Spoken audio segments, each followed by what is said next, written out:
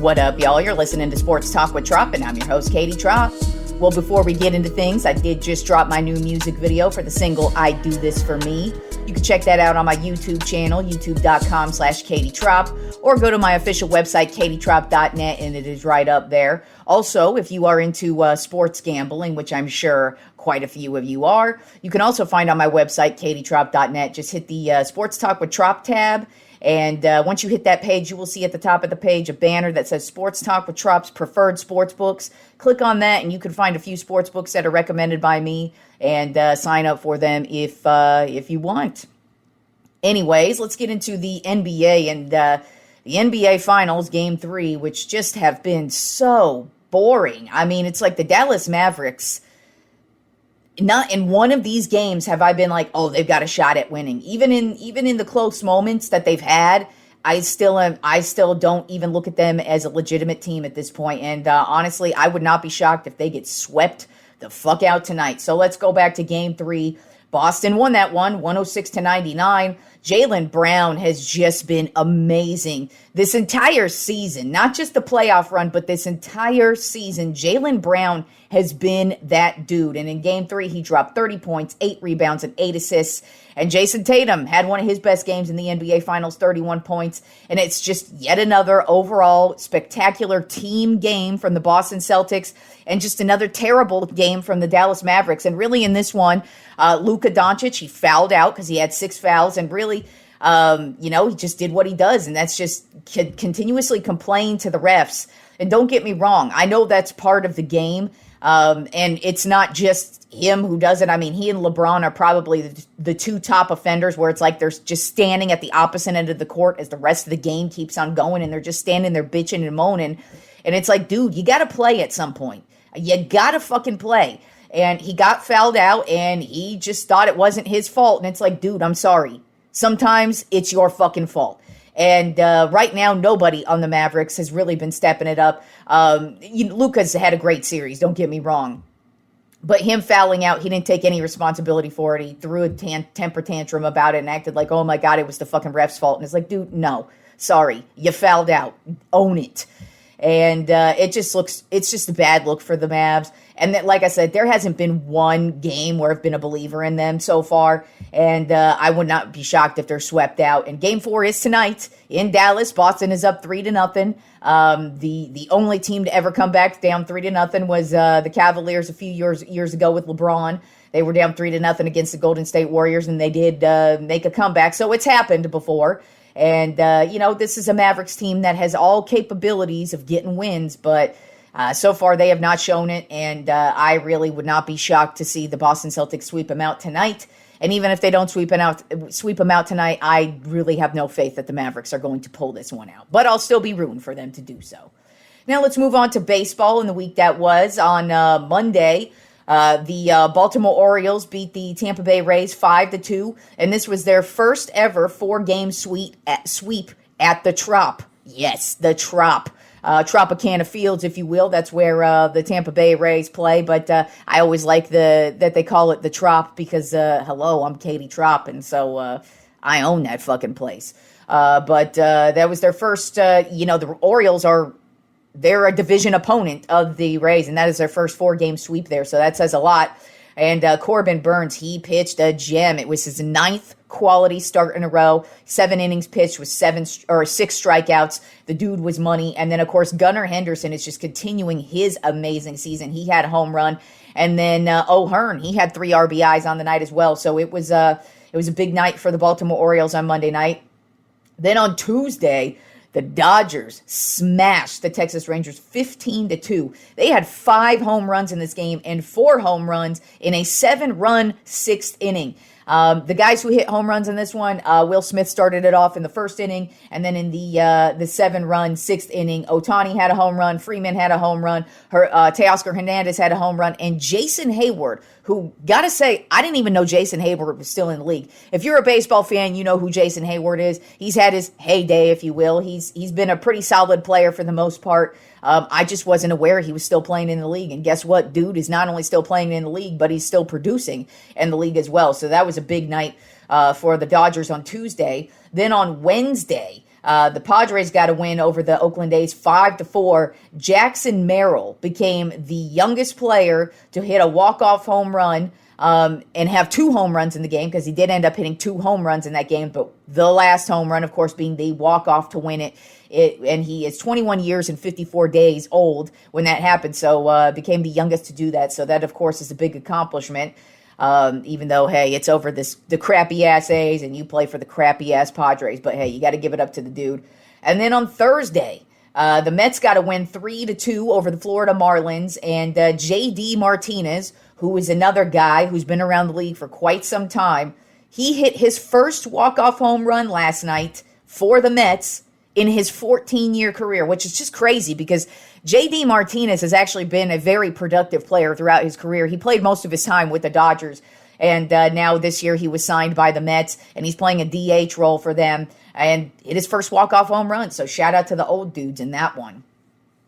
All right, moving on to the UFC. UFC 303 is next Saturday, and it's supposed to be the return of Conor McGregor versus Chandler, and unfortunately that fight has been canceled. I'm honestly not shocked by this at all.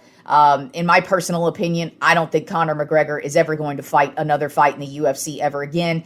Not only is he coming back from one of the most debilitating injuries you could possibly have, the dude is getting up there in age, and he hasn't fought in years now, and I just don't think it's going to happen. And the setback this time is supposedly another injury. They didn't announce what the injury was, but I mean, basically since last week, there's been rumblings that this fight is going to get canceled. And finally, yesterday, it was officially canceled. And there will be no Conor McGregor. They're supposedly moving it back to November, but I'm going to keep it real. I'm not going to believe it until I actually see it. And even so, what's the dude going to do? I just don't think it's ever happening. I don't see Conor McGregor ever coming back. And even if he does, whoop-de-fucking-do at this rate. But UFC 303 will still go on. I didn't write down who the replacement fight is going to be. We'll probably talk about it on next week's show. But there will be no Conor McGregor versus Chandler next week. And we did have some sad news this week. Jerry West, one of the greatest basketball players of all time, he died on Wednesday. Don't know the cause of death, but he was 84, 86. I can't recall. I didn't write it down. But, if there was anybody who was meant to play basketball, it's Jerry West. I mean, he excelled at the high school level. He excelled at the college level. He excelled at the pro level. And then he excelled on into his executive career, which basically just ended. I think he was still an executive with the Clippers, as a matter of fact, at the time of his death. So, he's been doing this for a long-ass time.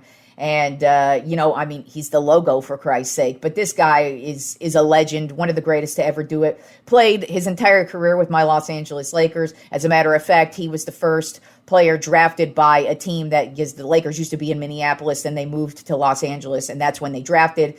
The first year when they drafted Jerry West, point guard from 1960 to 1974, played his entire career with the Lakers, and since he was such a legend, today's Tropp 5 list is going to be the Tropp 5 Jerry West moments. And it's not just going to be from his playing career, because like I said, his executive career is also one of the greatest of all time. So let's go ahead and begin. And it's not, like I said, it's not just his NBA career. I'm also going to be discussing his college career just a bit too, because the guy, like I said, the guy was meant to play basketball. There are some of these dudes in sports who were just born to play that sport. Jerry West is one of them. He played in an amazing time as well.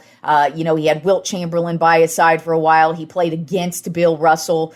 So he played some in it. A lot of people don't like to credit the older eras as much as they do now. But sorry about you. There were some of the greatest players playing then, and you still have to give them credit, whether you stupid idiots know who they are or not. So let's get into the top 5 Jerry West moments of his career, beginning with number 5. Jerry West is the only player ever, and I don't think this is ever going to happen ever again, but he is the only player ever, and I made this number 5 for a reason.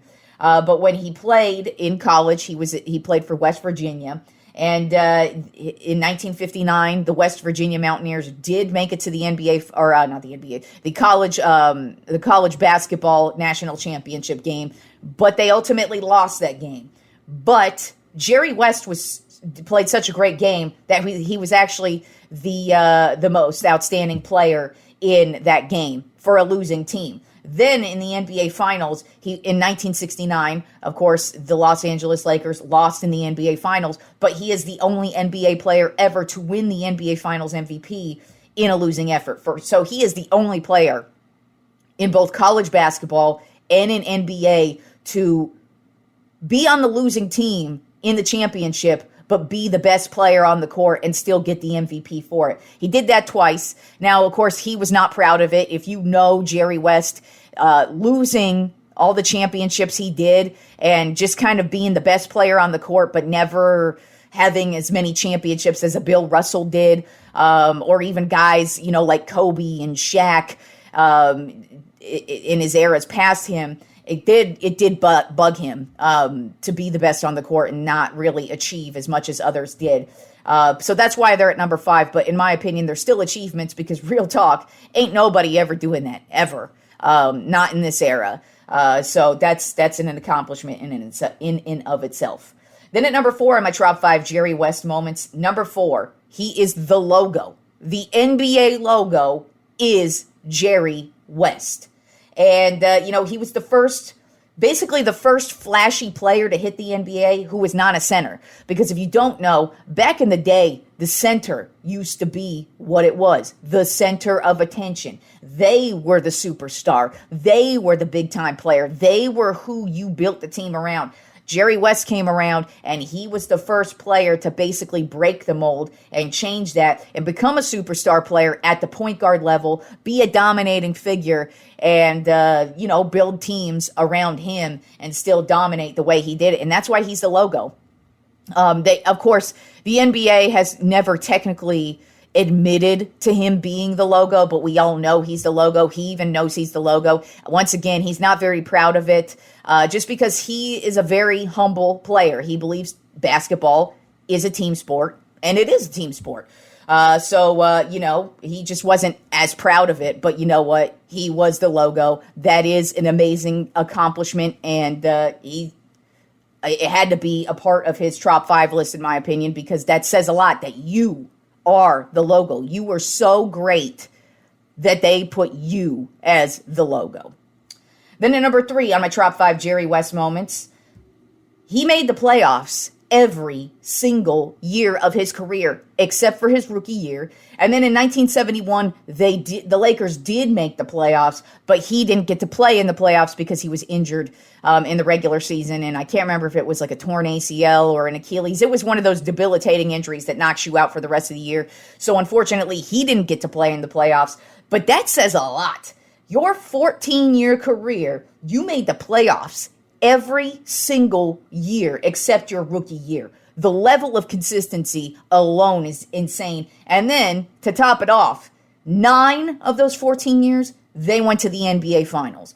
The dominance, the level of dominance to continuously go to the playoffs every single year. And for all you people who like to talk about how LeBron is the greatest of all time because he went to 10 NBA Finals and he's 4-6, and y'all give him praise. Well, guess what?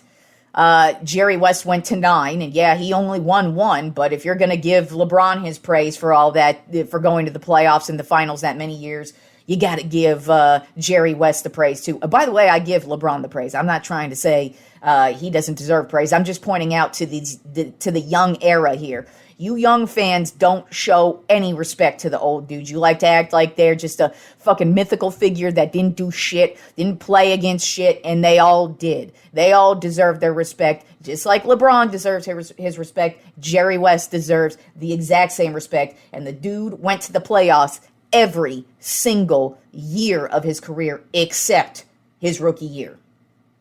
Then at number 2 on my top 5 Jerry West moments, his executive career. And I'm putting that all as one. Because let's just name off 3 of the greatest teams he ever put together. These 3 teams he put together were not only dynasties, but they're considered some of the greatest dynasties to ever fucking touch a basketball court.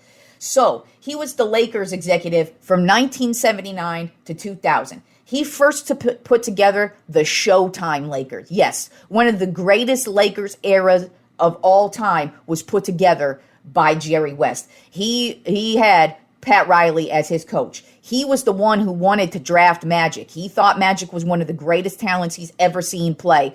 And they already had Kareem by the time he became an executive. But basically, he was kind of who kept Kareem level-headed, if you will. Not to like,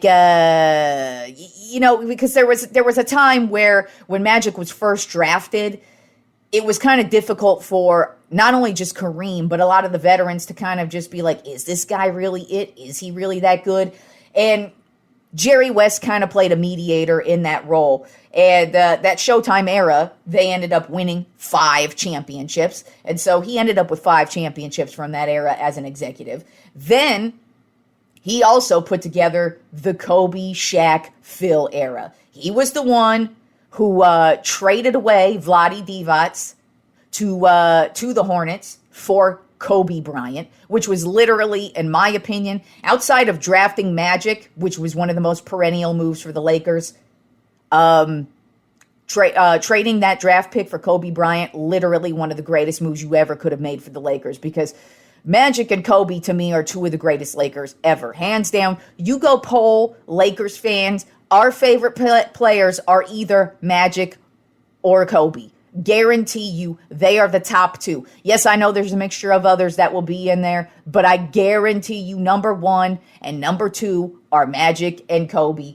And trading for Kobe was one of the greatest moves ever, especially for me because I love Kobe. You all know I fucking love Kobe Bryant, and if he wasn't a Laker, I'd be fucking upset about it. But not only did he do that, he signed Shaq as a free agent, brought him over, and then got Phil Jackson, already one of the greatest coaches of all time, to come over and become an even greater coach with the Lakers. Now, he was only with this great Lakers team through one of their 3 championships, because then he would go on and move on to the Memphis Grizzlies. But as his time as a Laker executive, he ended up with 6 NBA championships. He would then move on to the Memphis Grizzlies, which wasn't as successful because, of course, they didn't win anything there, but he did make quite a few moves there. But then after that, he would move on to the Golden State Warriors from 2011 to 2017. He put together Steph, Clay, Draymond, KD, and Kerr.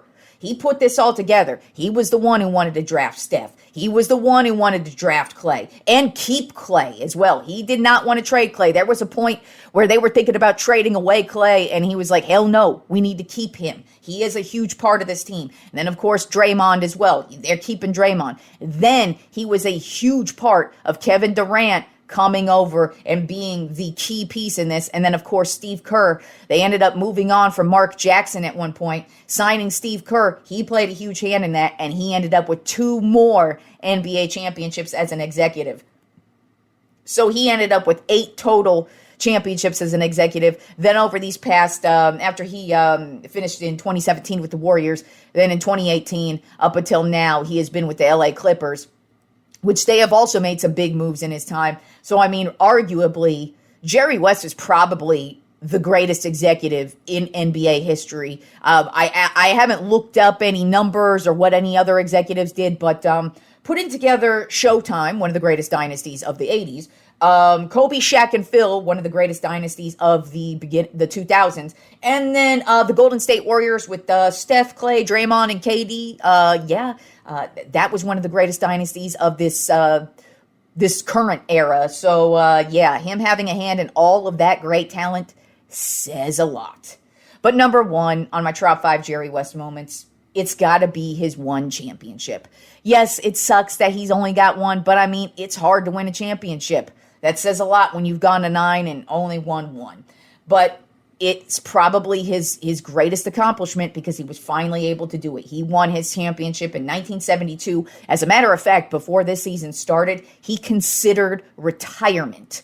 And so lucky for him, he stayed. So in this 1972 season, the Lakers ended up going on a 33-game winning streak.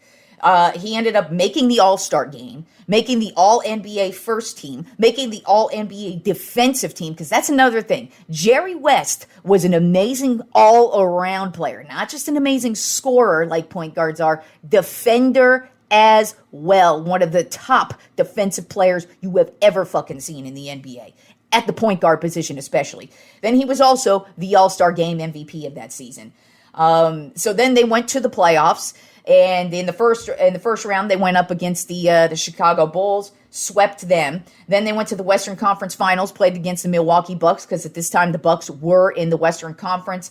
They took care of them in 6 games. By the way, Kareem Abdul-Jabbar played for that Milwaukee Bucks team that they beat. Then they would go on to the NBA Finals against the New York Knicks, and they would take out the New York Knicks in 5 games. Also, during that series against the New York Knicks, I believe it was in Game 2, Jerry West would eclipse the 4,002 playoff points, which at the time was an all-time record for the NBA playoffs.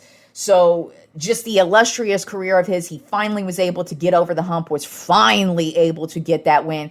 But it was funny because when it was all said and done, the first 2 games of the series, in the NBA Finals, West did not have really good games. But then he ended up, taking over and doing what Jerry West does. And even though they won the championship, he, of course, was hard on himself and was like, even though I did not have the greatest series of all, I am happy to finally be an NBA champion. And so that, of course, has to be number 1. Because I know as a Lakers fan, I've always known about Jerry West and just kind of the tumultuous times he had with struggling to get over all the NBA Finals losses that he had. But you know what, Jerry West? You were still one of the greatest to ever do it. You are a Hall of Famer. You are one of the greatest Lakers to ever do it as well. That is one of the reasons why I respect you. You are the logo for a reason. You were the greatest of all time. And rest in peace, dude, because you were just the greatest to ever do it. And you made basketball what it is today. Not only on the court, but the fact that you put together Showtime, the Kobe, Shaq Lakers, and the Splash Brothers with the Golden State Warriors, man, that's just, those are some amazing accomplishments right there. So rest in peace, Jerry West. We lost a real one this past week. So enjoy the rest of the week of sports, y'all, and I will talk to you fools on Monday.